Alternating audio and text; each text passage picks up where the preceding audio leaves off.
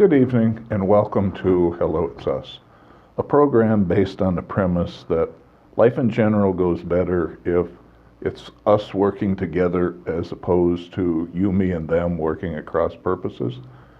Hello, It's Us is brought to you by a collaboration between the Center for Disabilities and Development, the Extended Dream Foundation, and all the folks here at Public Television Channel 18. I'm Terry Cunningham, one of your co-hosts. Keith's stuck in a snowbank somewhere today, so he'll be back next time. Tonight we're happy to have with us, for the first time, a singer on the show, Erin Ebnet, who's a music therapist and is going to tell us what musical therapy involves and sing some songs for us too. Yeah. Welcome. Thank you. I'm glad to be here. And I guess the first thing is, what exactly is music therapy? What do music therapists do? Yeah, well, that's a very good question. We do get that question a lot. We're trained professionals. We have at least a bachelor's degree in music therapy. Some have masters and even PhDs. We work with people really of all abilities working on non-music related goals. So using music as our medium. And so I have had experience working with children in the school setting before. A lot of times children in a special education classroom, and we might be working on social skills or academic goals or a number of other goals like that, using music, which is a very motivating force, especially for children. I've worked in group homes as well, and with adults with disabilities, working on a number of goals as well. And I've worked with hospice patients, and I've even worked in jails before in my undergrad. A number of settings such as that, yes. And I guess, what's the difference in working with, say, folks in lower elementary school and folks in a nursing home or older folks at home? Sure. I'd say the biggest difference is the goals that you might be working towards. As I said, the children that I've worked with, they would have most likely very different goals than, say, someone in a nursing home. There could be social goals, though, and you might use music in a group setting to bring out some aspects of those goals. In a nursing home setting, you might be, it very well could be, if you're in a group, you might very well be working on social goals where you're all there. You might be working on reminiscence. You might be singing songs of their past, ways for them to engage with one another, playing instruments, as I said, singing songs, and just using the music as a medium to bring people together. Mm-hmm. You mentioned social goals. What other goals would be appropriate? Well, it really, as I said, it really depends. Music therapy is very individualized. If you're in a nursing home or really any setting, you could have a number of goals. You might even be working on physical goals, like you might be working on fine motor skills or even gross motor skills. If you're in a nursing home setting, and sometimes I've even led like music and movement groups before, where maybe you might be playing a drum or you might be playing another instrument. You're working on having that person stretch their arms out or reach for the drum. Okay. Yeah. So you can use, there's so many different possibilities, and music, as I think we all know, is very, very motivating, and it works very well in a physical setting as well. So it's not just you singing and playing for somebody. No. It's them doing something at the same time, whether it can be. the music is a distraction or whether it's something just to motivate her. Okay, that makes sense. Yeah, or to refocus the attention. And there's a number of, there could be passive participation, but for the most part, we use a lot of active participation. We encourage that. We might, as I said, if you're in a group setting, looking for people to actively participate in meeting their goals. And you very well could use music listening, but then you're most likely going to end up talking about what it is you're listening to, or analyzing the lyrics. We do lyric analysis sometimes. where you might take a song and break down the lyrics and really talk about what it means to that person. So that gives you another medium where you can, I guess, apply to your own life, and which sometimes can be a little bit, I guess, less threatening, when you're able to compare to another source. Yeah.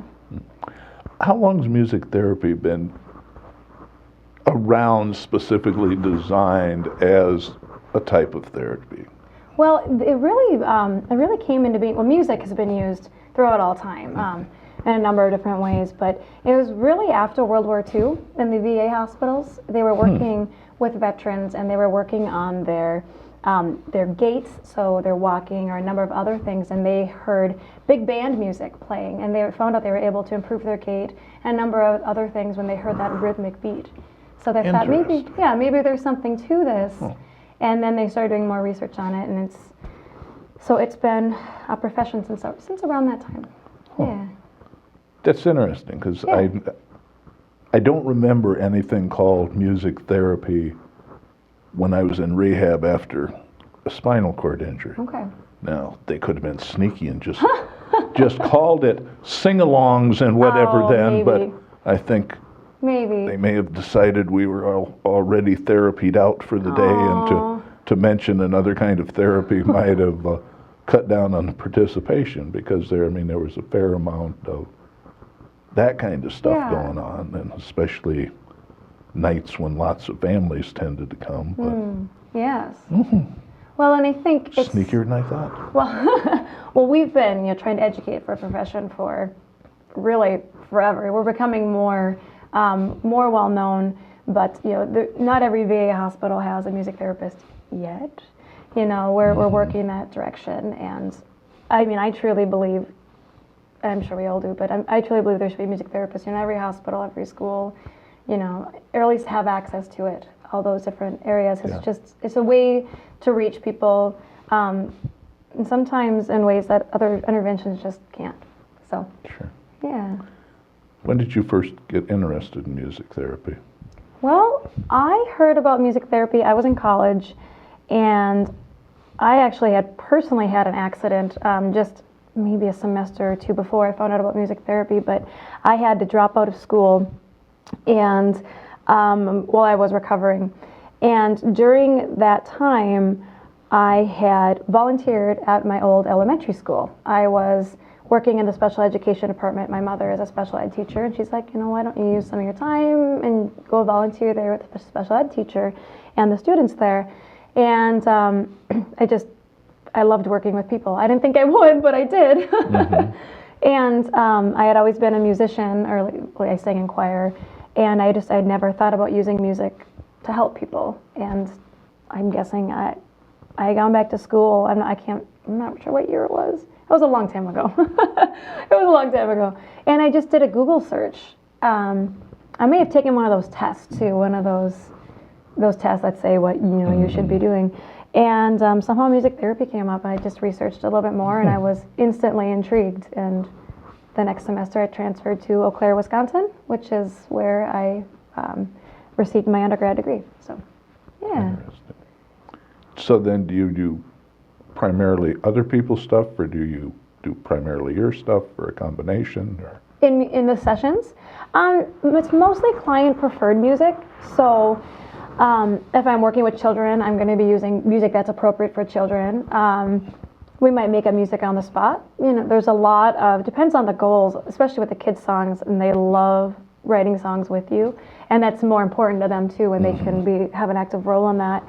So really, it depends on the setting. I'd say mostly, as I said, we use a lot of client-preferred music. So we use a lot of different genres of music that's important to our clients. But I have done some songwriting with clients as well, particularly in the hospice setting, which has been really, really, I think, really powerful and validating to those patients' lives, especially when you're able to take their words and put it to music. And I worked with a hospice patient a couple years ago, and she was a poet, and she had this beautiful book of poems, and she showed it to me, and I was amazed because they were just these beautiful poems. And as a songwriter, the words are a bigger struggle for me, I think. So it was just amazing to see all these thoughts she had compiled. And she had one poem that she wanted to have read at her funeral. And I said, how would you feel about us putting that to music? And she kind of paused and was kind of like, I don't know. Yeah, let's try that, you know. So then we had worked on putting that poem to music, and I later found out that was one of the songs that she had sung at her funeral. So Cool. yeah. Can you do a couple examples for us? I probably could. I'm not 100% sure if I can do that one. I don't know if I have the permission to use that one. But I could play you one that I wrote based on, kind of based on that session actually, and based on that particular patient. I'll give that one a try. I think I'll take this off.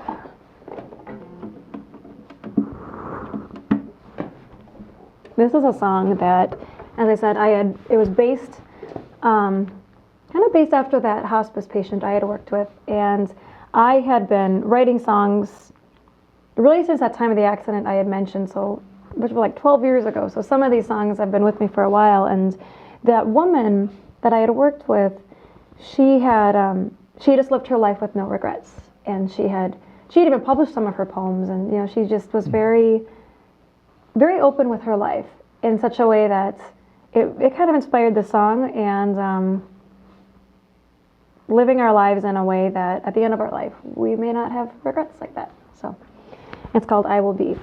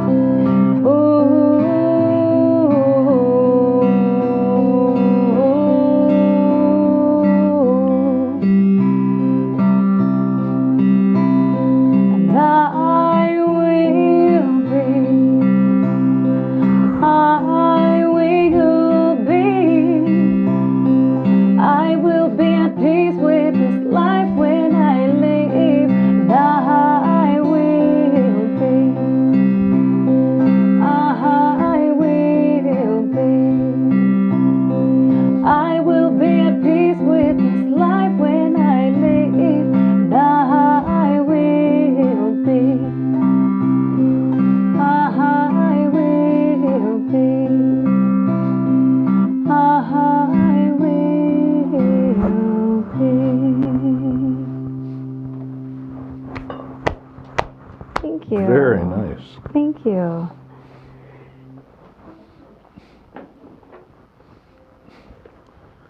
So some songs might be like that. But is there a group you enjoy most working with?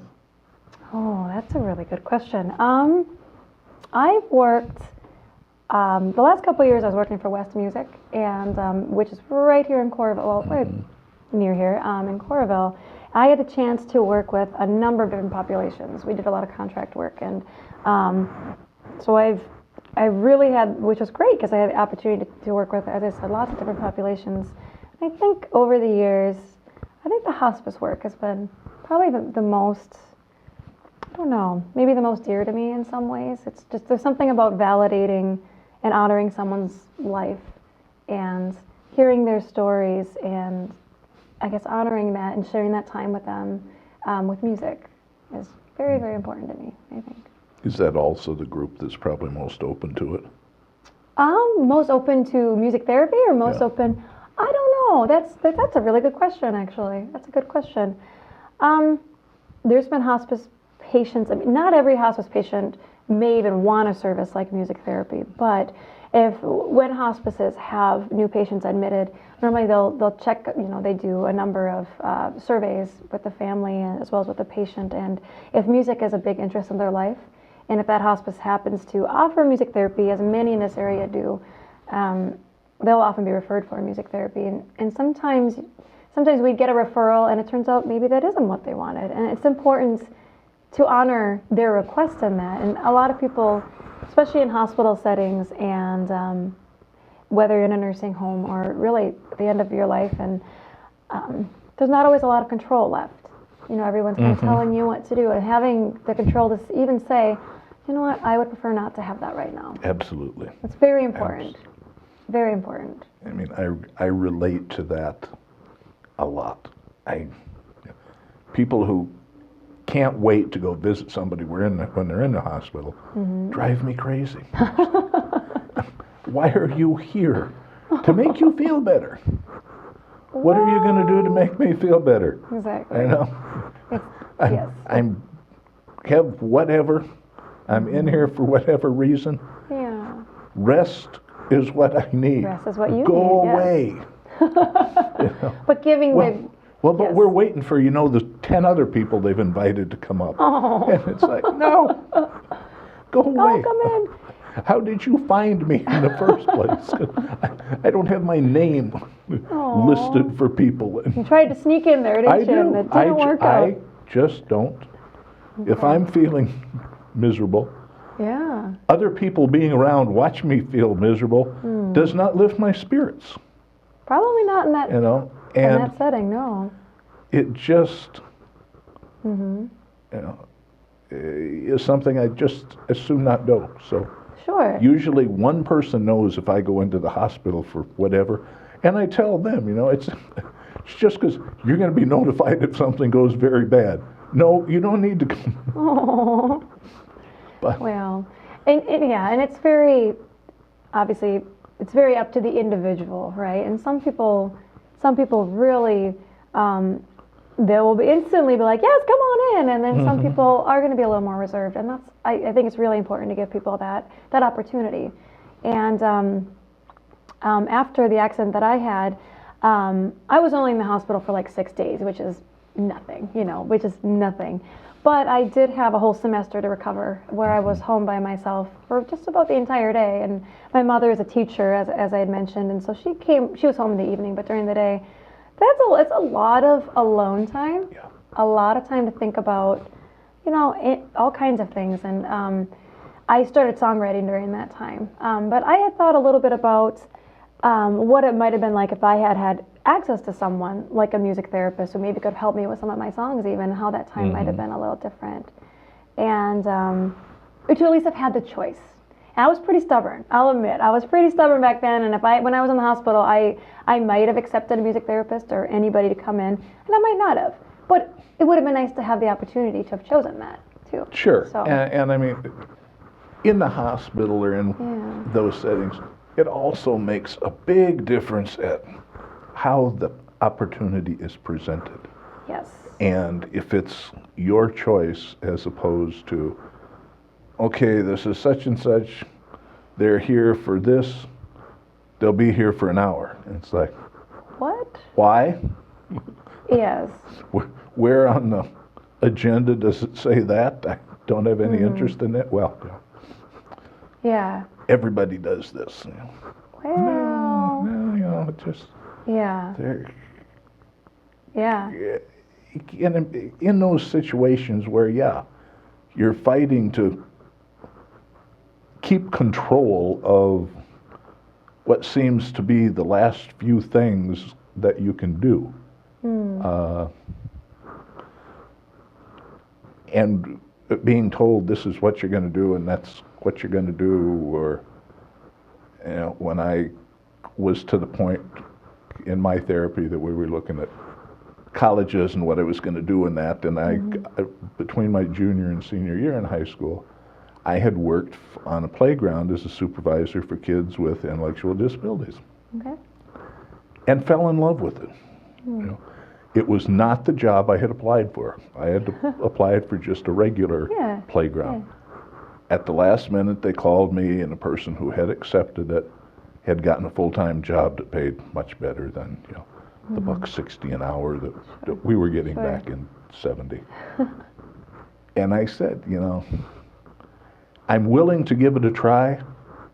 I'm not going to guarantee I make it through the first day, much less the entire summer, because I really had zero experience with anybody with intellectual disabilities. Or, there was a kid at the Catholic school I went to who had been shot and was a paraplegic in a chair. And so I knew a little bit about that because we had to carry him up and downstairs and that. But I fell in love with it and had fully intended on going into special ed teaching.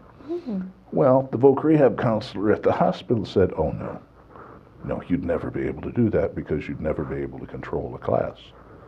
I think you should be a speech therapist.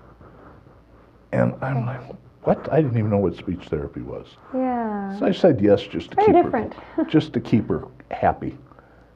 And when I went to college, there was a speech therapist that worked for the rehab department at the college.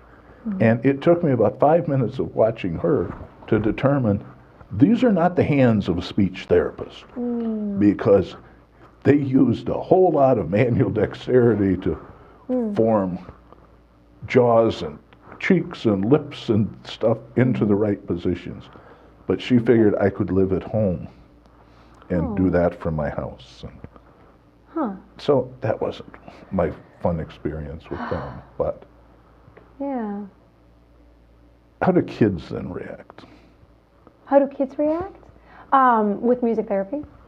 Does it take them a while to get into it, or are they just jumping in and everybody's singing their own song? It depends on the kids, and I worked with a number of kids in like one-on-one settings, and it's not just for any child in special ed. It's not. They have to meet certain criteria. They have a formal assessment where we observe them. Say that in a school setting, we would observe them working on their IEP goals.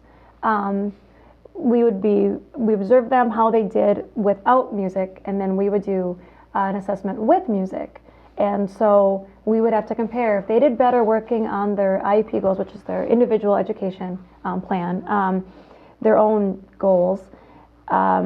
If they did better with the presence of music, then they would qualify for music therapy. So if music could motivate them to work on their IEP goals, then we would get to work with them. If it didn't, then we didn't work with that child specifically. Or they might still be allowed to be in a classroom if it was for the whole group, but we wouldn't work with them specifically, and we probably, at that point, we wouldn't be working on group goals either. We wouldn't be documenting on that child if it proved that it wasn't significant improvement, I guess. But some of the kids, so the ones that were appropriate, most of the time they responded, I would say more favorably. Not always though, but they still might have done better with the presence of music than without. So in a group setting, one of their goals might be to interact with their peers, where when the music was present, or they had the opportunity to play instruments or pass instruments with their peers, or the opportunity with the context of music to speak or interact with their neighbor, they might be able. So, I guess this is becoming kind of a long story here, but some of the kids, they might not have been so open to it in the beginning, and then over time, they would really open up and warm up a little bit more with that. And so I don't know. It really depends on the child, how they're going to respond. So, Cool. Yeah, for the most part, music is motivating for most of the children we worked with. But as I said, not every child will qualify. So. Well, we've mowed through most of our time.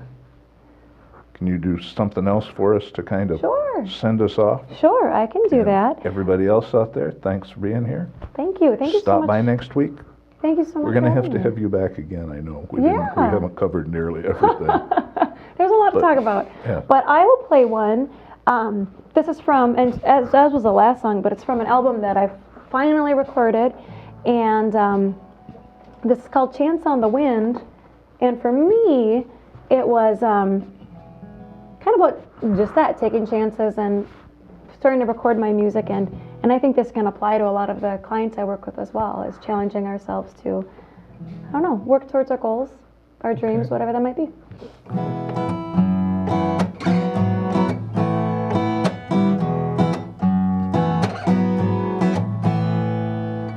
Thinking about who you're meant to be,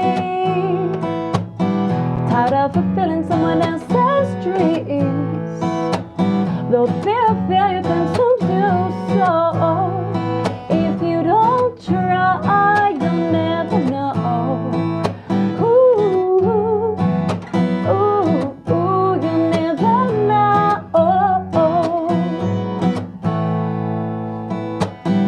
You say the words they want to hear, put your plans up for yet another year. But how much longer can you put on this show? 'Cause if you don't try, you'll never know. You'll never know. You'll never know. You'll never know. You'll never know. They'll say anything to try to deter you, convince you to do what they want you to, but they can only push you as far as you let them. And if you don't try, you'll never know.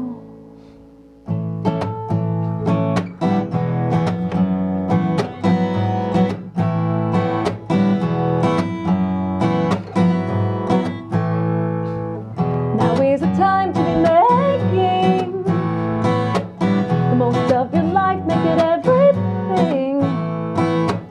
Time to take that chance, don't you let it go. 'Cause if you don't try, you'll never know. You never know. You'll never know.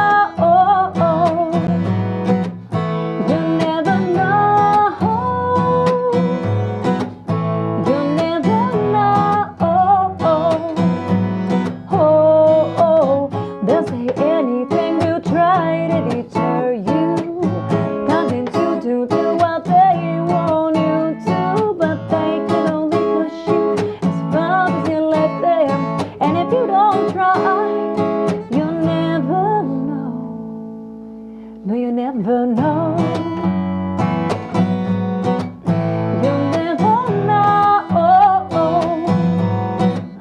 You'll never know. You'll never know.